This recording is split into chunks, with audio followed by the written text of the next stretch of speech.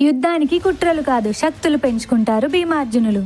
ఒక అరుదైన అందమైన సౌగంధిక పువ్వు గాలికి రావడం చూసి ద్రౌపది ఇంకా కావాలి అని భీముని అడుగుతుంది. అత్యంత బలవంతుడైన భీముడు నీకోసం ఏదైనా తెచ్చేస్తానని చెప్పి ఆ గాలి దిశగా వెళ్తాడు. మధ్యలో బాగా వయసు అయిపోయిన ఒక కోతి దాని తోకని అడ్డుగా పెడుతుంది. భీముడు చాలా మర్యాదగా తప్పుకోమని కోతికి చెప్తాడు.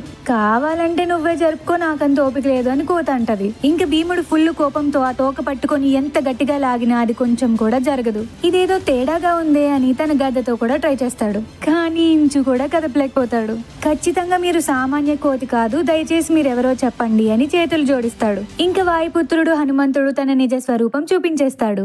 అసలైన బలం ఏంటో భీముడికి నేర్పించి, అలాగే మీ యుద్ధంలో మీ పాండవులకి తోడుగా అర్జునుడి రథం పైన ఉంటాను అని మాటిస్తాడు. ఇంకా భీముడి గదికి మరింత శక్తి ఇచ్చి సౌగంధిక పువ్వులకి దారి చెప్పి భీముడి సోదరుడు హనుమంతుడు వెళ్లిపోతాడు. సోదరుడేగా, ఇద్దరిని వాయుదేవుడే పుట్టిస్తాడు.